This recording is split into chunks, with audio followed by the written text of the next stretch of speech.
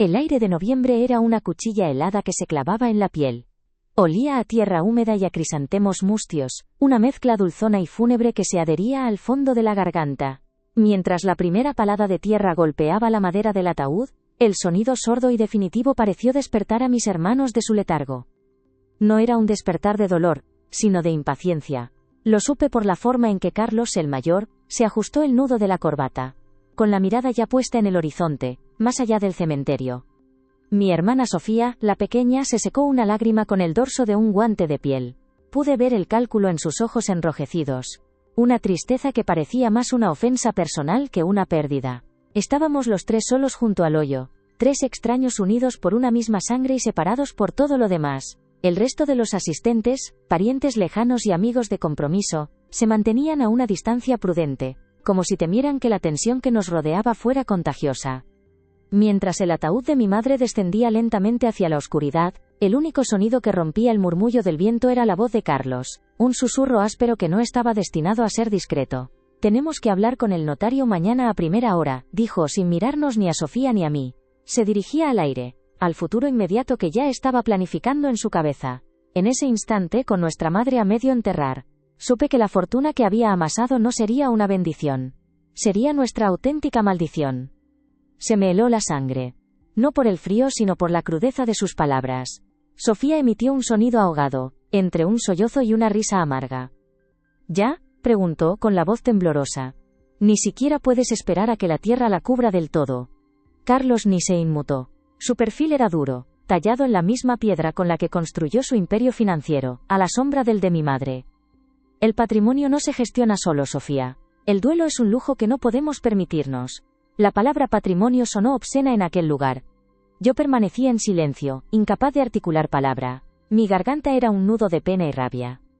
Miraba la fosa abierta, el último vestigio de la mujer que nos había dado la vida, y sentía que no solo la estábamos enterrando a ella. Estábamos enterrando con ella cualquier posibilidad de seguir siendo una familia. La guerra, esa que había permanecido latente bajo una capa de cortesía forzada durante años, acababa de ser declarada oficialmente. Y el campo de batalla era la tumba aún fresca de nuestra madre. El viaje de vuelta a la casa familiar fue un suplicio de silencio denso y acusador. Carlos conducía su coche alemán con la misma eficiencia implacable con la que manejaba sus negocios. Sofía miraba por la ventanilla, su reflejo superpuesto a las calles grises de la ciudad, una máscara de fragilidad que yo sabía que ocultaba una voluntad de hierro. Yo iba en el asiento trasero, atrapado entre ellos, sintiéndome como un niño en medio de una discusión de sus padres. Pero mis padres ya no estaban. Solo quedábamos nosotros. La casa nos recibió con un frío que calaba más hondo que el del cementerio. Era el frío de la ausencia. Todo estaba en su sitio. El jarrón de la entrada, el ligero perfume a lavanda de mi madre, sus gafas de lectura sobre un periódico a medio leer en la mesita del salón. Cada objeto era un fantasma, un recordatorio de la vida que se había extinguido para siempre. Y sin embargo, para mis hermanos, aquellos objetos ya no eran recuerdos. Eran parte de un inventario. Carlos fue el primero en romper el hechizo. Dejó las llaves sobre la consola de la entrada con un golpe seco y se dirigió directamente al despacho de mamá. «Voy a buscar los papeles del seguro», anunció, sin que nadie se los hubiera pedido. Sofía lo siguió con la mirada, los labios apretados en una línea fina. «Claro», musitó. «Lo primero es lo primero». Había un veneno sutil en su voz que solo nosotros tres podíamos detectar. Decidí que no podía participar en aquello. Me desvié hacia la cocina, buscando un vaso de agua, un momento de normalidad en medio de la locura. El frigorífico zumbaba, un sonido familiar y reconfortante. Sobre la puerta un imán sujetaba una nota con la caligrafía elegante y ligeramente temblorosa de mi madre. «Mateo, no te olvides de las croquetas. Con amor, mamá». La vi y un dolor agudo, físico, me atravesó el pecho. Era una nota de hacía 2 semanas. Un eco de un tiempo que ya no volvería. De repente, una voz elevada desde el despacho me sacó de mi trance. Era Sofía. «No tienes ningún derecho a tocar sus cosas». Corrí hacia allí, con el corazón en un puño. La escena que encontré fue desoladora. Carlos estaba sentado en el sillón de cuero de mi madre, revisando una carpeta, como si estuviera usurpando su trono. Sofía estaba de pie frente a él, con el rostro encendido por la furia. «Todavía es su casa, Carlos. Suya». Carlos levantó la vista del documento, con una calma exasperante. «Legalmente, ahora es nuestra casa, Sofía». O para ser más precisos, un activo a repartir. Cuanto antes lo asumas mejor para todos. Sus palabras eran como martillazos, destruyendo cada recuerdo, cada rincón sagrado de aquella casa. La estaba despojando de su alma, convirtiéndola en una cifra en una hoja de cálculo. Fue entonces cuando mis ojos se posaron en la pequeña caja de palisandro que siempre descansaba sobre la esquina del escritorio. Era una caja intrincada, con incrustaciones de nácar, que mamá había traído de uno de sus viajes a la India. Siempre me había dicho que contenía lo más valioso que poseía. Nunca supe qué era, jamás la vi abrirla. Y ahora, en medio de la disputa, parecía brillar con una luz propia, un secreto silencioso en el centro de la tormenta. Sofía también la vio, su ira se desvió hacia el objeto. Esa caja, siempre dijo que era especial, seguro que hay algo ahí dentro. Quizás una carta, o alguna joya que quería que yo tuviera. Su voz se cargó de una esperanza casi infantil, la misma que usaba de niña para reclamar un trato especial.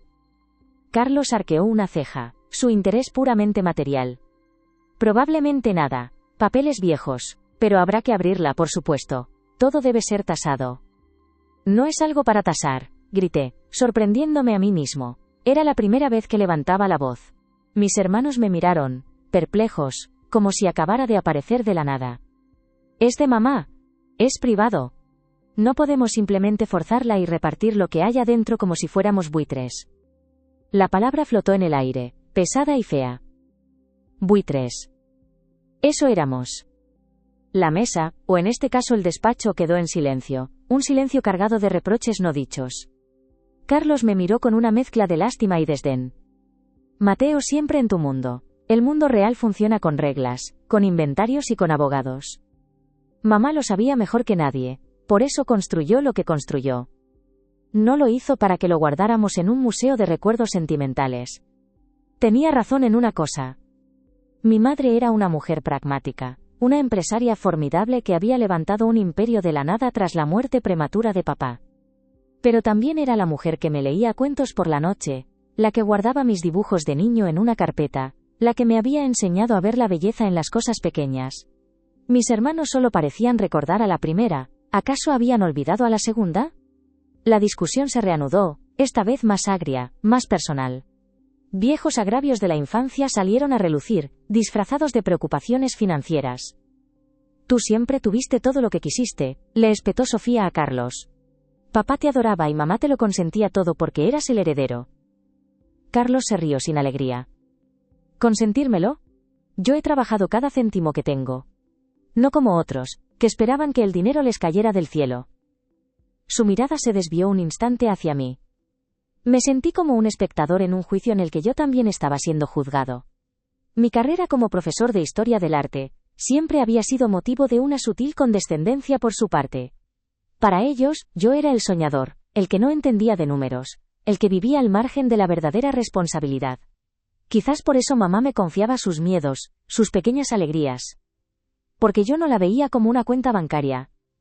La pelea escaló hasta que el timbre del teléfono la cortó en seco. El sonido estridente llenó la casa, antinatural y violento. Nos quedamos los tres paralizados, como si la llamada viniera del más allá. Instintivamente, miré el reloj. Eran las 7 de la tarde. ¿Quién podía llamar a esa hora, en un día como ese? El teléfono siguió sonando, insistente, perforando la tensión. Finalmente Carlos se levantó y descolgó el auricular del teléfono antiguo que reposaba sobre el escritorio. Dígame. Escuchó en silencio durante unos segundos, su rostro impenetrable. Asintió un par de veces. Sí, somos nosotros. Entiendo. Sí, está aquí. Su mirada se posó en mí, y luego en Sofía. Algo en su expresión había cambiado. La arrogancia había sido reemplazada por una sombra de incertidumbre. Era don Anselmo, dijo, colgando el teléfono con una lentitud inusual en él. Don Anselmo era el abogado de mi madre, su amigo y confidente desde hacía más de 40 años. Un hombre que conocía cada secreto de nuestra familia. Dice que siente mucho no haber podido quedarse después del entierro, pero que tenía un encargo urgente de mamá. Sofía se cruzó de brazos. ¿Un encargo? ¿Qué encargo? La impaciencia volvía a teñir su voz.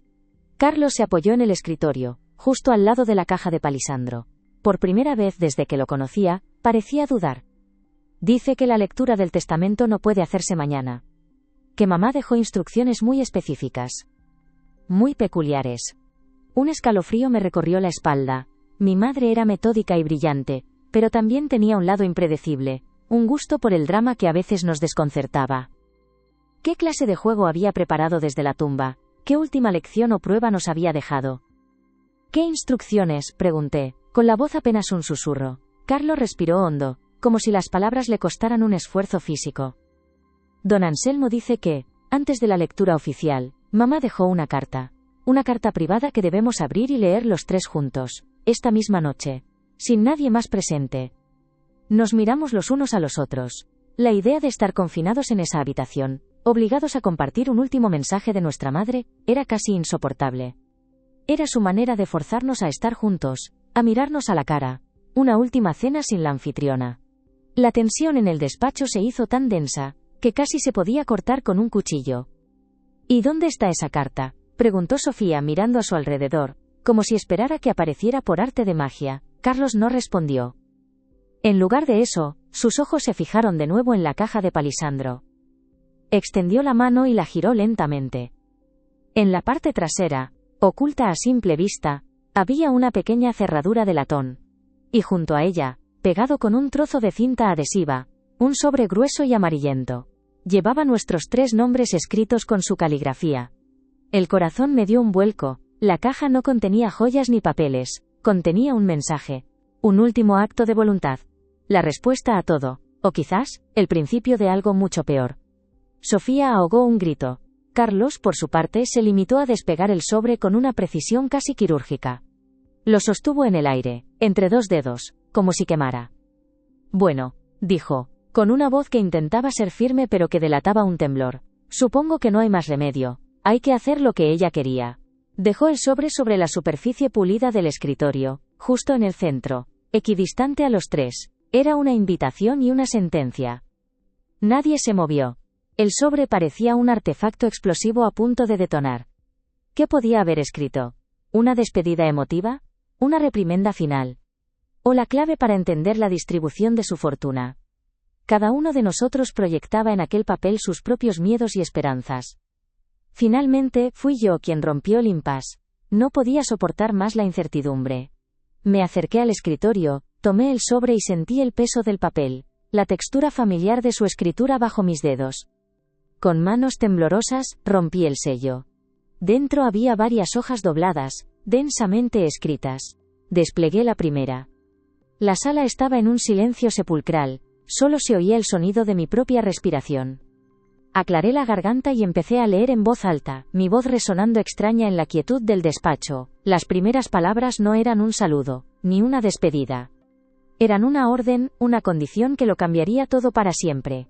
Leí, mis queridos hijos, para que podáis recibir vuestra herencia, y antes de que se abra mi testamento, primero debéis descubrir la verdad sobre vuestro padre. La última palabra de la carta de mi madre quedó flotando en el aire del despacho, cargada de un peso insoportable. Padre. La palabra sonaba extraña, un eco de un tiempo lejano. Murió cuando yo tenía 12 años, un infarto fulminante que lo borró de nuestras vidas de un día para otro. Su recuerdo era una acuarela desvaída por el tiempo, la imagen de un hombre bueno, trabajador, eclipsado por la arrolladora personalidad de mamá. ¿Qué verdad podía ocultar un hombre que llevaba casi 20 años muerto? Carlos fue el primero en reaccionar, soltó una carcajada seca, desprovista de humor. Esto es ridículo, sentenció, arrancándome la carta de las manos. La leyó por encima, sus ojos moviéndose con rapidez, buscando la trampa, la cláusula oculta. Un juego. Nos ha dejado un maldito juego póstumo. Quería vernos saltar por sus aros una última vez. Arrugó ligeramente el papel, un gesto de desprecio que me dolió físicamente. Quizás solo quería que recordáramos, aventuré, con la voz temblorosa. Quizás hay algo que debemos saber. Sofía, que había permanecido pálida y en silencio, me miró con los ojos muy abiertos. El shock inicial estaba dando paso a la sospecha, una de sus emociones predilectas. ¿Saber qué? ¿Que papá no era el santo que nos hizo creer? ¿Es una broma de mal gusto, justo ahora? Su voz se quebró, pero no era por el dolor, sino por la indignación. Se sentía manipulada. La carta no había hecho más que empezar. Le quité el papel a Carlos y continué leyendo en voz alta, sintiendo cómo cada palabra nos enredaba más en la telaraña que mamá había tejido. Vuestro padre no era el hombre que creíais conocer. Su mayor secreto no está enterrado con él, sino aquí, en esta casa, en el lugar donde refugiaba su verdadera alma. Si queréis encontrar el principio del hilo, buscad en el único mapa que le importaba de verdad. La mesa quedó en silencio. Nos miramos los tres, tratando de descifrar el acertijo. El despacho estaba lleno de objetos de nuestro padre, su colección de plumas estilográficas, una foto enmarcada de los cuatro en unas vacaciones en la costa, sus libros de economía. Carlos se dirigió directamente a la caja fuerte, oculta tras un falso panel de la librería. Su verdadera alma eran los negocios. El mapa es una metáfora. El secreto está aquí, en las cuentas, en los viejos contratos. Mientras forcejeaba con la combinación, que evidentemente no recordaba, Sofía paseaba la mirada por la habitación, con un gesto de impaciencia. ¿Y si no es eso? Papá no era solo dinero, Carlos. Le gustaba la música clásica, el ajedrez. Su voz sonaba hueca, como si estuviera recitando una lección aprendida de memoria, no un recuerdo sentido. Estaba jugando su propio papel, el de la hija sensible, para contrarrestar la brutalidad de Carlos. Yo, en cambio, cerré los ojos por un instante. Traté de recordar a mi padre, no al empresario, no al marido de mi madre, sino a mi padre. Recordé su olor a tabaco de pipa, y a colonia vieja. Recordé sus manos grandes y ásperas enseñándome a hacer un nudo marinero, y entonces, una imagen vino a mi mente con una claridad cegadora. Su viejo globo terráqueo, uno de esos modelos antiguos con los países pintados a mano, que siempre estaba en un rincón. Pero no era eso. Era algo más. ¿Un mapa? De repente, lo supe. Corrí hacia la estantería más alta, la que contenía los libros que nadie tocaba desde hacía décadas. Necesité una silla para llegar. Mis hermanos me observaban como si me hubiera vuelto loco. Mis dedos, cubiertos de polvo, recorrieron los lomos de cuero hasta que lo encontré. Un pesado y voluminoso Atlas del Mundo, edición de 1965. El que mi padre consultaba durante horas, soñando con viajes que nunca haría. El único mapa que le importaba, susurré. Lo bajé con cuidado y lo puse sobre el escritorio, levantando una nube de polvo que nos hizo toser. Carlos dejó de pelear con la caja fuerte. Su curiosidad pudo más que su escepticismo. Sofía se acercó, con los brazos cruzados, dispuesta a señalar mi error. Abrí el pesado volumen. Las páginas estaban amarillentas y olían a tiempo encapsulado. Pasé las hojas con cuidado, recorriendo continentes y océanos, hasta que llegué a Europa.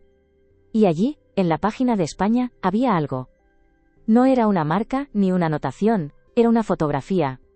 Una pequeña foto en blanco y negro, de las que tenían los bordes dentados, metida entre las páginas de Andalucía. La saqué con manos temblorosas. En ella aparecía mi padre, mucho más joven, sonriendo a la cámara. Pero no estaba solo. A su lado, sentada en el banco de un parque, había una mujer. Una mujer hermosa, de pelo oscuro y ojos tristes, que no era mi madre. Se me heló la sangre. Oí a Sofía ahogar un grito a mi lado. Carlos me arrebató la foto de las manos, examinándola con una intensidad fría, analítica. ¿Quién es esta?, preguntó al aire. Nadie respondió. Era una pregunta que nos hacíamos los tres. Una pregunta que demolía los cimientos de nuestra historia familiar. Le di la vuelta a la fotografía. En el reverso, con la caligrafía de mi padre, había una sola palabra y una fecha. Elena, 1978. 1978. Un año antes de que él se casara con mamá. Un año antes de que naciera Carlos. El silencio en el despacho era ahora una cosa viva. Un monstruo que nos envolvía. La revelación de una posible amante era una cosa. Pero esto era diferente. Esto era una vida anterior. Un secreto enterrado bajo décadas de normalidad familiar. ¿Mamá lo sabía? ¿Era este el motivo de su extraño testamento? Una antigua novia, dijo Carlos intentando restarle importancia, aunque su voz sonaba forzada. Todo el mundo tiene un pasado. Esto no significa nada, es una distracción. Pero sus ojos no se apartaban de la foto, del rostro de aquella mujer desconocida. Sofía, por su parte, parecía haberse derrumbado. Se sentó en el sillón más cercano, llevándose una mano a la boca. Nos mintió, toda la vida. No sabemos nada aún, intervine, aunque mis propias palabras me sonaban falsas. Necesitamos seguir leyendo la carta. Con la imagen de la misteriosa Elena grabada en nuestras retinas, volví al papel. La letra de mi madre parecía mirarnos desde la página. Elena no fue un error de juventud. Fue su gran amor. Y vuestro padre tomó una decisión que marcó nuestras vidas para siempre. Para entenderla debéis encontrar lo que él le escribió. Las palabras que nunca se atrevió a decir en voz alta, están guardadas donde se guardan las promesas rotas. El acertijo era aún más críptico que el anterior. ¿Promesas rotas? ¿Qué demonios significa eso?, espetó Carlos, golpeando el escritorio con el puño. La frustración lo estaba consumiendo. Odiaba no tener el control, y mi madre desde la tumba, lo estaba manejando como a una marioneta. Sofía lloraba en silencio, un llanto amargo y resentido. Nos ha hecho esto a propósito. Quería hacernos daño. Empezamos a buscar de nuevo, pero esta vez con una especie de desesperación febril. Revolvimos cajones, vaciamos cajas, abrimos libros al azar. El despacho, antes un santuario del orden, se convirtió en un caos de papeles y recuerdos. Carlos encontró una vieja caja de puros de mi padre. Dentro, solo había gemelos y relojes viejos. Sofía abrió el joyero de mamá, esperando encontrar alguna pista, pero solo halló las perlas y los broches que conocíamos.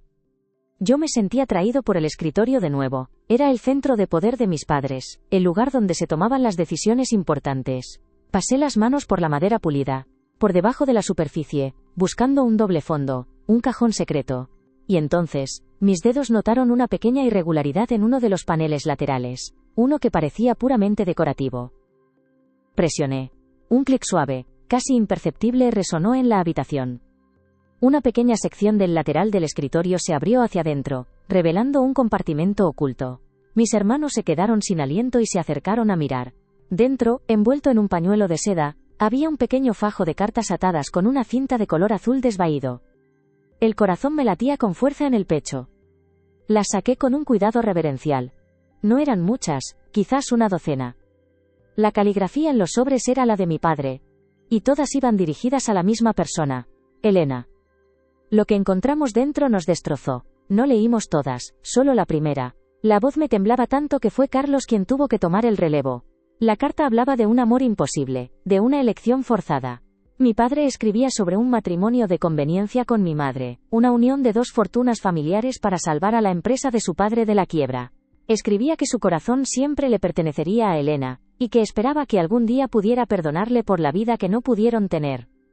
La verdad nos golpeó con la fuerza de un huracán. Nuestra familia no se había basado en el amor sino en un contrato, éramos el producto de una transacción comercial. Mi madre no era la amada esposa, sino la socia. Y nuestro padre, el hombre bueno y tranquilo, había vivido una mentira, sacrificando su felicidad por un deber familiar. Se me cayó el mundo encima. Sofía soltó un sollozo desgarrador, así que todo fue una farsa, nuestra infancia, nuestros cumpleaños, las navidades, todo mentira. Se levantó y empezó a dar vueltas por la habitación como un animal enjaulado.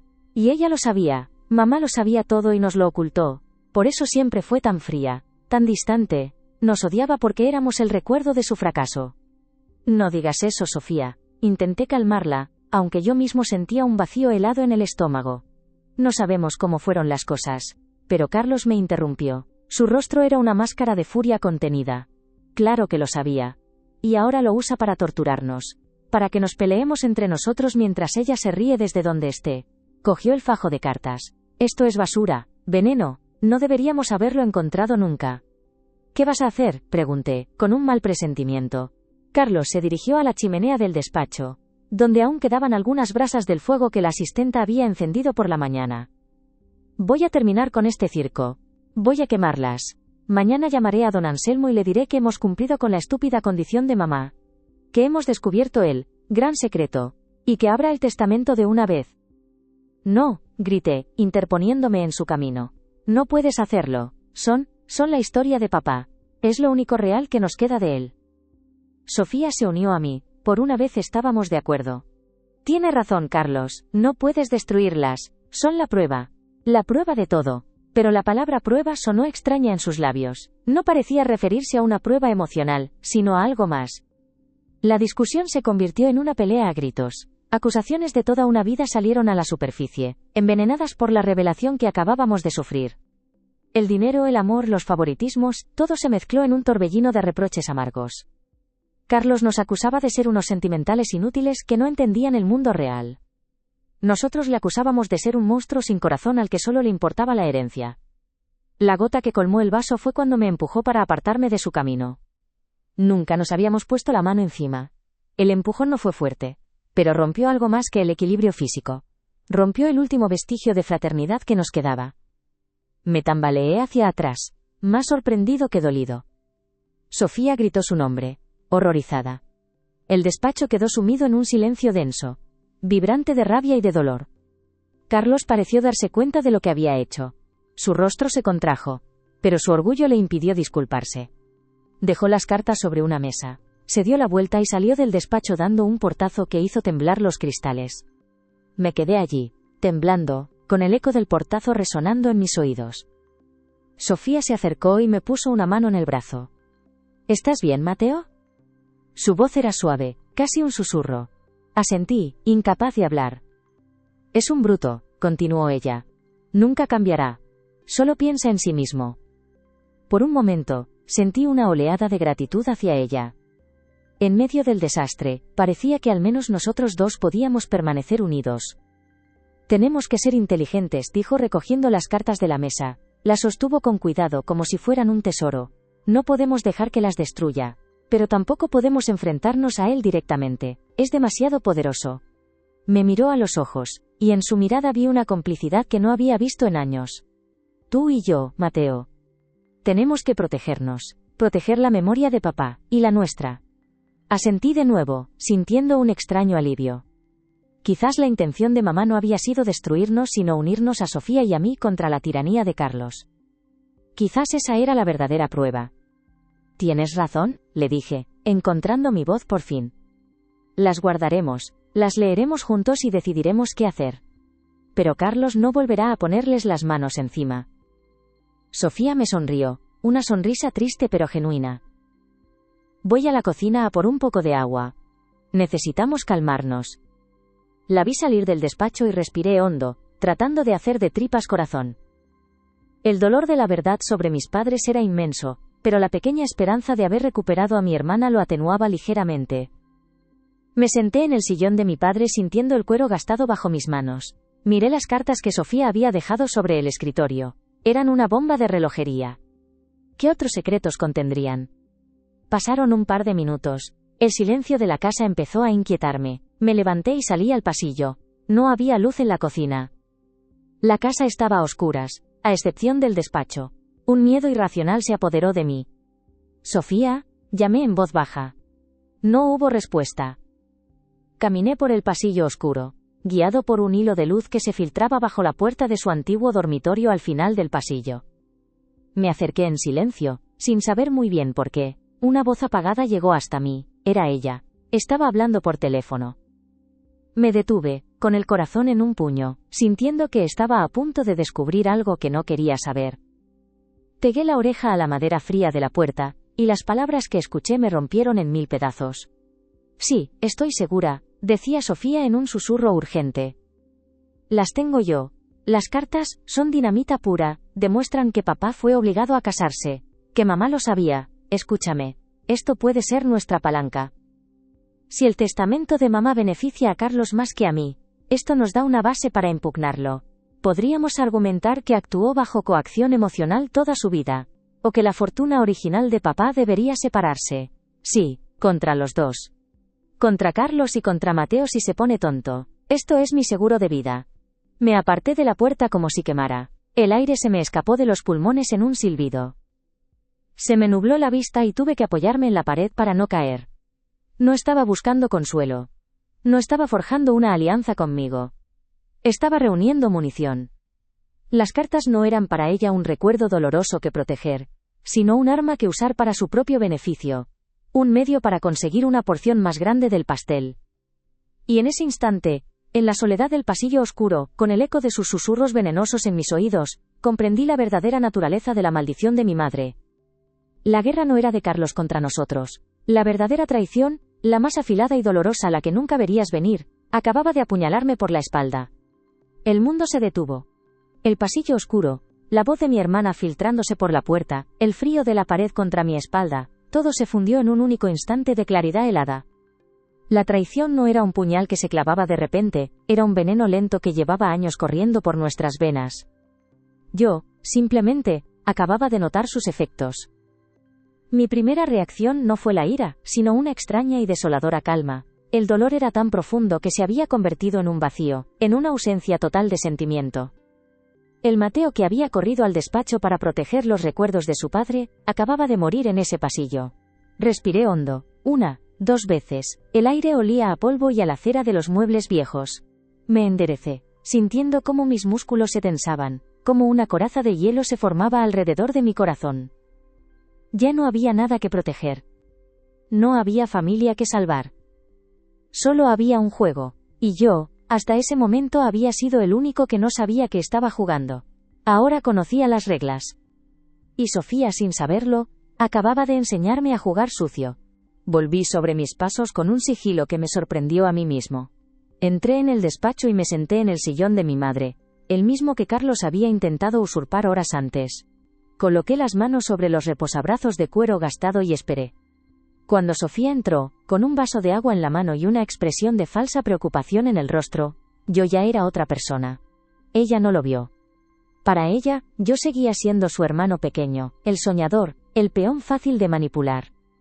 Aquí tienes, Mateo, bebe un poco, te sentará bien. Dejó el vaso en la mesita a mi lado.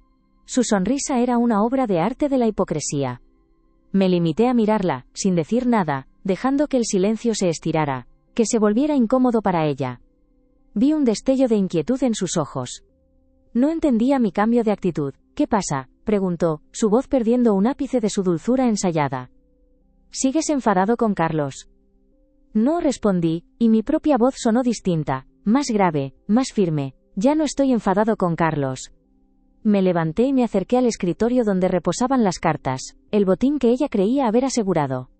Las cogí con una deliberada lentitud, sintiendo su mirada clavada en mi espalda. Estaba pensando, continué, dándome la vuelta para enfrentarla. Estaba pensando en lo que decía mamá en su carta, en que debíamos descubrir la verdad. Sofía forzó una sonrisa. Sí, bueno, creo que ya la hemos descubierto. Una verdad bastante horrible, por cierto. Hizo una pausa, esperando mi compasión, mi complicidad. No se la di. No, dije. No hemos descubierto nada. Solo hemos encontrado la primera pieza de un puzzle mucho más grande. Y voy a leerlas todas. Ahora mismo. Solo. La última palabra fue una declaración de guerra silenciosa. Su rostro se transformó. La máscara de hermana preocupada se hizo añicos, revelando la fría ambición que había debajo. ¿Cómo que solo?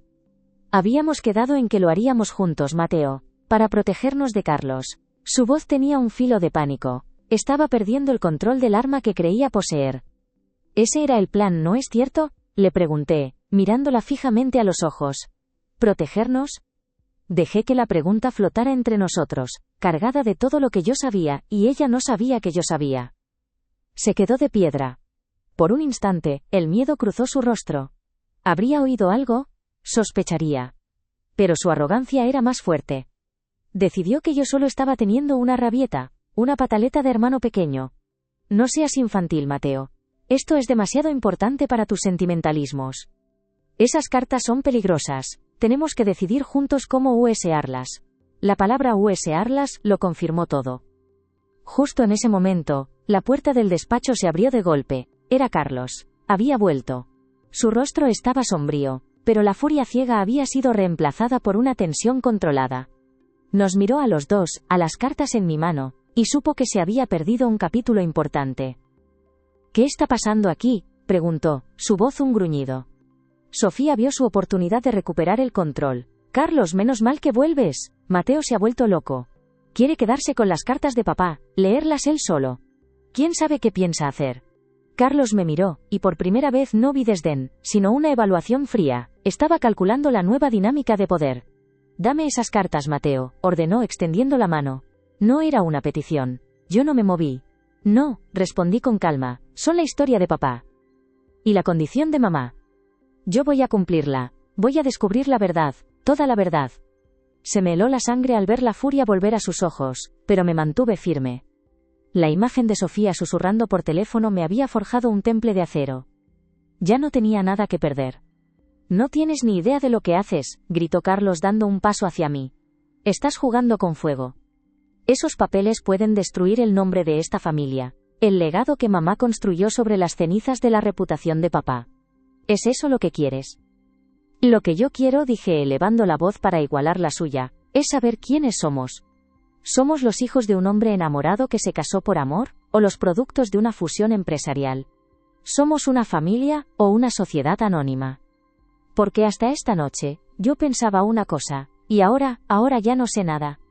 Mis palabras resonaron en el silencio tenso del despacho. Sofía nos miraba, pasando de uno a otro, como si estuviera viendo un partido de tenis en el que se jugaba su futuro. Decidí que no podía seguir allí. Necesitaba espacio, tiempo para leer, para pensar, para armarme. Sin decir una palabra más me di la vuelta, con las cartas apretadas contra mi pecho, y me dirigí a la puerta. ¿A dónde crees que vas?, gritó Carlos. No te atrevas a salir de esta casa con esos papeles. Me detuve en el umbral, sin girarme. Voy a mi antiguo cuarto, y si alguno de los dos intenta entrar, llamaré a don Anselmo, y le contaré todo. Le diré que os negáis a cumplir la última voluntad de mamá, a ver qué opina un juez de eso. Fue un farol, pero funcionó. Sabía que la amenaza de involucrar a los abogados antes de tiempo era lo único que Carlos respetaría. Oí un gruñido de frustración a mis espaldas, pero nadie me siguió. Subí las escaleras de dos en dos, con el corazón martilleándome en el pecho. Entré en mi cuarto de la infancia, un lugar que no había cambiado en 20 años, y cerré la puerta con pestillo. Me senté en mi vieja cama, bajo un póster descolorido de una exposición de arte, y abrí el fajo de cartas. El olor a papel viejo y a una tristeza insondable llenó la habitación. Leí durante horas. Cada carta era una puñalada. Mi padre le escribía a Elena con una pasión y una desesperación que yo nunca le había visto. Le contaba los detalles de su vida con mi madre, una vida de apariencias, de cenas de negocios y de una soledad compartida entre dos extraños que dormían en la misma casa. Describía a Carlos como el heredero, una obligación dinástica, y a Sofía como la niña de porcelana de su madre, siempre distante. Pero cuando escribió sobre mi nacimiento, algo cambió. Ha nacido el tercero, leía, le han puesto Mateo. Y en sus ojos, Elena, a veces creo ver algo de ti. La frase me dejó sin aliento. ¿Qué significaba eso? Seguí leyendo, con una urgencia febril. Las cartas se volvían más esporádicas con el tiempo, más resignadas. Hablaban de encuentros secretos, de llamadas a deshoras, de un amor que se negaba a morir a pesar de la distancia y las cadenas. Y entonces, en una de las últimas cartas, escrita apenas un año antes de su muerte, encontré la bomba. La verdad que mi madre quería que descubriéramos. Elena, mi amor, escribía mi padre, he vuelto a verla. La vi en el parque, de lejos, estaba con el niño, es igual a ella. Sé que me prometiste que nunca me lo pedirías, que era tu decisión, y que debía respetarla. Que el niño nunca sabría de mí para protegerlo de mi mundo, de mi esposa. Pero no puedo más, Elena, saber que tengo un hijo ahí fuera, un hijo nuestro, y no poder abrazarlo, me está matando por dentro. Un hijo, teníamos un hermano. Un cuarto heredero, el mundo se me vino abajo, esto no era un secreto familiar, era un terremoto que podía demolerlo todo. La fortuna de mi madre, que debía dividirse entre 3, ahora tendría que dividirse entre 4. Comprendí la genialidad y la crueldad del plan de mi madre. No quería que encontráramos a una antigua amante. Quería que encontráramos a un nuevo hermano. Quería que fuéramos nosotros, sus codiciosos hijos, quienes abriéramos la caja de Pandora que amenazaría nuestra propia herencia. Me quedé sentado en la cama, temblando, con la carta en la mano. El sol empezaba a despuntar por la ventana tiñendo el cielo de un gris enfermizo. El silencio de la casa era antinatural. Sabía que mis hermanos estaban abajo, esperando, conspirando. Pero ahora yo tenía el poder, tenía la verdad. Y la verdad era un arma mucho más poderosa que el dinero. Bajé las escaleras. No me había cambiado, no había dormido. Mi aspecto debía de ser terrible. Los encontré en la cocina. Habían hecho café. Estaban sentados a la mesa, en silencio, como dos generales planeando la siguiente batalla. Cuando entré, se levantaron de un salto. ¿Y bien?, preguntó Carlos impaciente. ¿Satisfecho tu ataque de melodrama? Sofía me escrutaba, intentando leer en mi rostro el contenido de las cartas. No respondí a su pregunta. En lugar de eso, me senté a la mesa con ellos. Puse las cartas en el centro. Tenéis razón, dije, con una voz que no parecía la mía. Esto es peligroso, más de lo que imagináis. Carlos soltó una risa amarga. Te lo dije, hay que destruirlas. No, respondí, mirándolo fijamente. No podemos. Porque no solo hablan de papá, y de una mujer llamada Elena. Hice una pausa, saboreando el momento, la confusión en sus rostros. Hablan de su hijo. La mesa quedó en silencio. Un silencio tan profundo que podía oír el zumbido de la nevera, el latido de mi propio corazón. Sofía se llevó una mano a la boca. Carlos se quedó pálido. ¿Qué estás diciendo?, balbuceó Sofía. Papá tuvo un hijo con esa mujer, dije, con una claridad brutal. Tenemos un hermano. Un hermano del que no sabíamos nada. La reacción de Carlos fue instantánea y predecible. Es una mentira, un truco de esa mujer para sacar dinero, no hay ninguna prueba. La prueba está aquí, dije señalando las cartas. Escrita de su puño y letra. Una confesión.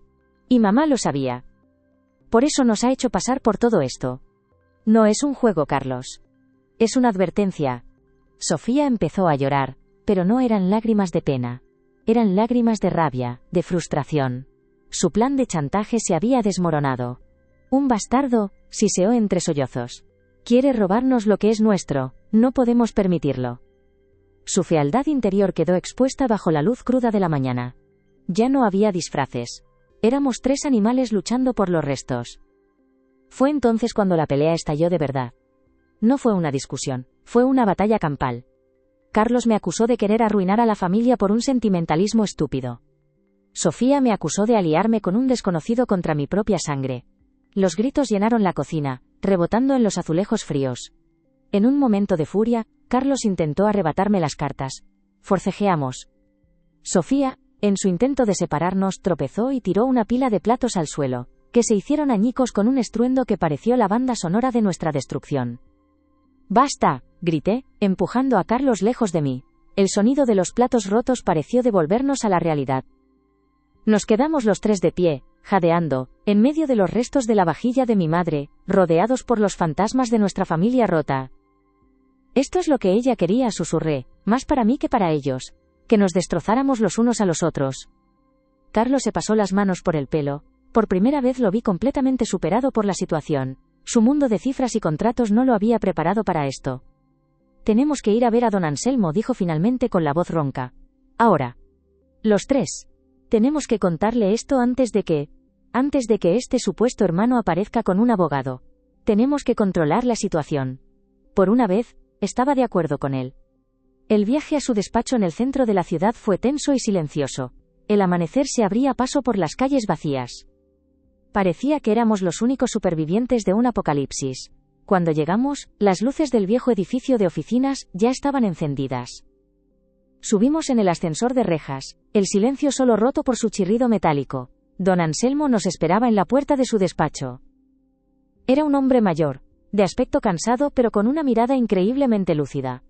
Parecía saber exactamente por qué estábamos allí a las 7 de la mañana.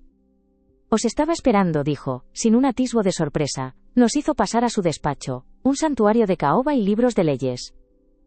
Nos sentamos frente a su imponente escritorio. Puse las cartas sobre la superficie pulida. Don Anselmo, empezó Carlos. Hemos encontrado algo que lo complica todo. El viejo abogado asintió lentamente. Lo sé, vuestra madre me lo contó todo hace muchos años. Se nos heló la sangre. Entonces, ¿sabía lo del otro hijo?, preguntó Sofía con un hilo de voz. Don Anselmo nos miró, a cada uno de nosotros, con una profunda tristeza.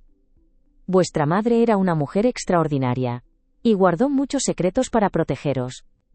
Os dejó esta prueba, este camino de migas de pan, porque creía que ya erais lo bastante mayores para afrontar la verdad. Respiró hondo, como si las palabras que iba a pronunciar le pesaran en el alma, pero la verdad que habéis descubierto no está completa. Os falta la pieza más importante, la que lo cambia todo. Nos inclinamos hacia adelante conteniendo la respiración. El destino de la herencia, de nuestra familia, de nuestras propias identidades pendía de un hilo. Don Anselmo fijó sus ojos en mí. Una mirada tan intensa y compasiva que me sentí desnudo. Vuestra madre os hizo buscar la historia de Elena por una razón muy concreta, Mateo. Pero el secreto que ella guardó no era el de vuestro padre. Hizo una pausa que duró una eternidad. El sol de la mañana entraba por la ventana, iluminando las partículas de polvo que flotaban en el aire. Y entonces pronunció las palabras que hicieron que mi universo implosionara. Elena no era la amante de tu padre Mateo, era tu madre biológica. El mundo dejó de girar. Las palabras de don Anselmo no fueron un sonido, fueron una fractura, la rotura de un hueso en el silencio absoluto de su despacho. Elena era mi madre. La mujer del retrato, la del amor imposible, la del secreto. Y la mujer a la que acababa de enterrar, la que me había criado, la que me había leído cuentos y curado las rodillas, de repente se convirtió en una extraña. Una mentira de 35 años se derrumbó sobre mí, aplastándome bajo su peso. No pude respirar.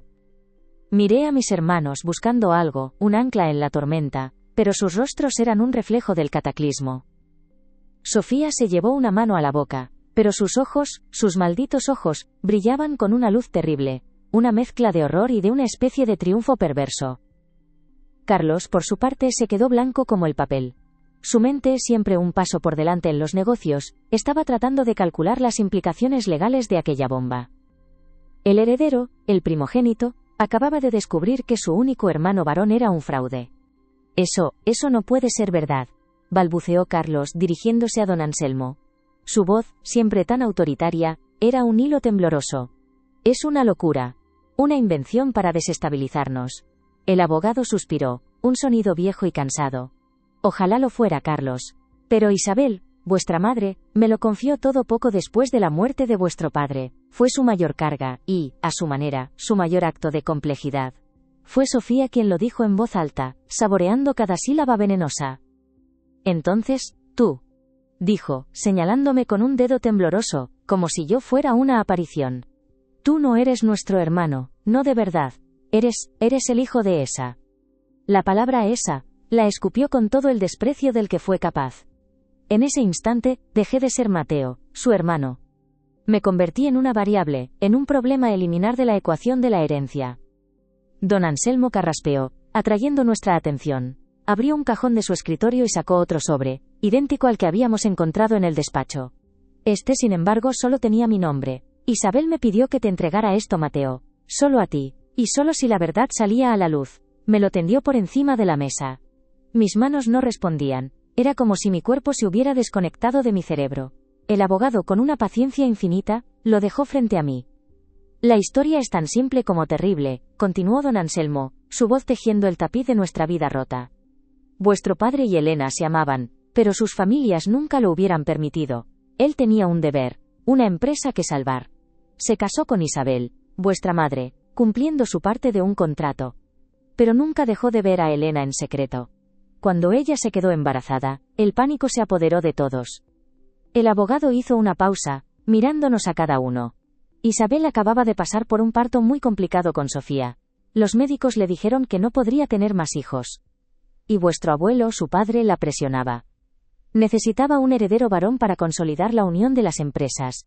Vuestro padre estaba destrozado, a punto de confesarlo todo y renunciar a su fortuna. Pero fue Isabel quien propuso la solución. Se me heló la sangre. ¿Qué clase de solución? Fue una decisión pragmática, brutalmente pragmática, explicó don Anselmo. Elena no tenía medios para criar a un hijo sola, y el escándalo la destruiría.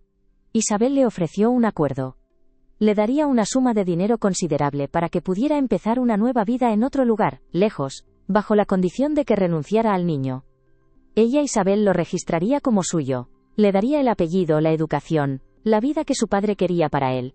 Sería el heredero que su familia exigía, y el secreto de vuestro padre moriría con ellos. Todo encajó. Mi relación con mi madre, esa mezcla de afecto distante y una extraña protección. Ella no me miraba como a un hijo, sino como a un pacto. Un pacto viviente que le recordaba cada día la traición de su marido y su propia incapacidad para darle un heredero. Y yo, que siempre me había sentido un poco fuera de lugar, el artista en una familia de financieros, de repente entendí por qué. No compartía su sangre. Era una pieza adoptada, un injerto en un árbol familiar que ahora me rechazaba. Entonces legalmente, empezó Carlos, y su voz ya había recuperado su tono metálico. La conmoción había pasado. Ahora era un hombre de negocios evaluando un riesgo. Legalmente, Mateo no es hijo de mi madre. Por lo tanto, no tiene derecho a su herencia. solo a la parte que le correspondiera de nuestro padre. La frialdad de su lógica era como un cuchillo en mi pecho ya abierto. Ahí es donde vuestra madre demostró, una vez más, su extraordinaria inteligencia, replicó don Anselmo, con una media sonrisa triste. Me miró. Abre la carta, Mateo. Con dedos que no sentía rompí el sello. La caligrafía de Isabel, la mujer que había llamado mamá toda mi vida, llenó la página. Y, por primera vez, no era la letra de una empresaria sino la de una mujer. Mi querido Mateo, empecé a leer en voz alta, mi voz quebrándose. Si estás leyendo esto, es porque el castillo de naipes que construí se ha venido abajo. Y en cierto modo, me siento aliviada. Quiero que sepas que nunca te odié. Al contrario. En ti vi la oportunidad de mantener unida a mi extraña y rota familia. Te vi crecer, te quise a mi manera, una manera torpe y silenciosa, porque cada vez que te miraba, veía el amor que tu padre sentía por otra. Y me dolía. Pero también veía al niño inocente que no tenía culpa de nada. El niño que se convirtió en el único de mis hijos que me miraba sin ver un símbolo de poder o una cuenta corriente. Las lágrimas empezaron a caer sobre el papel, emborronando la tinta. Sofía y Carlos escuchaban en un silencio tenso, impaciente. Querían llegar al final, a la parte que hablaba de dinero. Por eso, continué leyendo, mi testamento contiene una última cláusula, una prueba final. No quería dejaros dinero. Quería dejaros una elección. La elección de ser una familia o de ser depredadores. La elección está ahora en manos de Carlos y Sofía. Levanté la vista de la carta. Mis hermanos me miraban con los ojos muy abiertos. Mi fortuna, la totalidad de mis bienes, empresas y propiedades, no se repartirá según la sangre, sino según la decencia. Les doy a Carlos y a Sofía 24 horas. En ese plazo, deben decidir por unanimidad, si tú, Mateo, mi hijo a todos los efectos salvo los biológicos, debes recibir una parte exactamente igual a la de ellos. Si deciden que sí, que sigues siendo su hermano, el patrimonio se dividirá en 3 partes iguales, tal y como siempre os hice creer. La sala quedó en un silencio sepulcral. Era un movimiento de ajedrez magistral desde la tumba. Les había devuelto la pelota, forzándoles a confrontar su propia humanidad, su propia codicia. La carta aún no había terminado. Con un nudo en la garganta, leí la última y devastadora frase. Si por el contrario deciden excluirte, si eligen la sangre por encima del amor que os crió, entonces se cumplirá mi voluntad final. Y que Dios se apiade de sus almas. La carta no especificaba cuál era esa voluntad final. Era una amenaza velada, un abismo al que les pedía que no se asomaran. El viaje de vuelta a casa fue peor que el del entierro. Ya no éramos 3 hermanos, éramos un demandante y 2 jueces. 2 jueces que me miraban de reojo, calculando, sopesando. Carlos conducía con los nudillos blancos sobre el volante.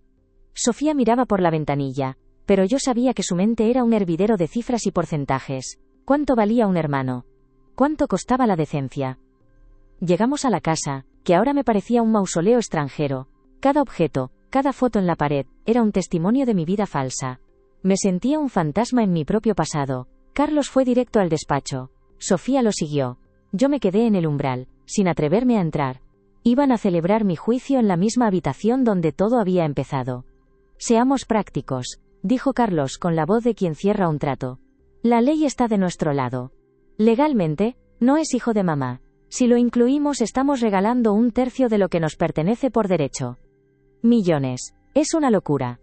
Su argumento era impecable, frío y absolutamente desalmado. Pero la carta, susurró Sofía, no dice qué pasará si lo excluimos. ¿Y si es una trampa? ¿Y si entonces lo dona todo a la caridad? Mamá era capaz de algo así. Su miedo no era por mí, era por su dinero. Estaba sopesando el riesgo, no la moralidad. Es un farol, sentenció Carlos. Un último intento de manipularnos con sentimentalismos. Quería que fuéramos una familia feliz. Bueno, pues no lo somos. Y ella tiene parte de la culpa. No voy a renunciar a lo que mi madre, mi verdadera madre, construyó, por un bastardo que metió en casa para salvar las apariencias. La palabra bastardo me golpeó con la fuerza de un puñetazo. Ya no había vuelta atrás. Salí al jardín. El aire frío de la mañana me golpeó la cara. Necesitaba escapar de las paredes de esa casa, que se me caían encima. Me senté en un viejo banco de piedra, bajo el roble que mi padre, el hombre que creía mi padre, había plantado cuando yo nací. ¡Qué ironía! Miré mis manos. ¿De quién eran estas manos? ¿De quién había heredado mi amor por el arte, mi aversión a los números? Era un extraño para mí mismo. Y en medio de ese dolor, de esa desolación, sentí algo más. Una extraña ligereza. La carga de ser un heredero, la presión de no estar a la altura de mis hermanos, todo eso se estaba desvaneciendo. Si me excluían, perdería una fortuna.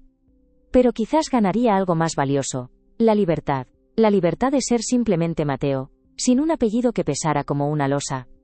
Pasaron las horas. El sol subió en el cielo. Yo no me moví del banco. Escuchaba los gritos ahogados que venían del despacho. La batalla final. No por una herencia, sino por sus almas. Y yo sabía, con una certeza que me lava los huesos, que iban a perder. La codicia era un cáncer que los había consumido por dentro, hacía mucho tiempo.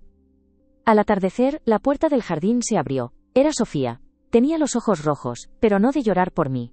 De llorar de rabia, de discutir, de calcular. Se acercó y se sentó a mi lado, pero manteniendo una distancia. Lo hemos decidido, dijo, sin mirarme. Su voz era plana, sin emoción. Carlos va a llamar a don Anselmo, continuó. Le diremos que hemos tomado una decisión unánime, que respetamos la sangre. Que la herencia de nuestra madre debe quedar entre sus hijos biológicos. Cada palabra era una palada de tierra sobre mi tumba familiar. Asentí lentamente. No estaba sorprendido. Solo inmensamente triste. Lo siento, Mateo, dijo, y por un instante creí ver un atisbo de humanidad en ella.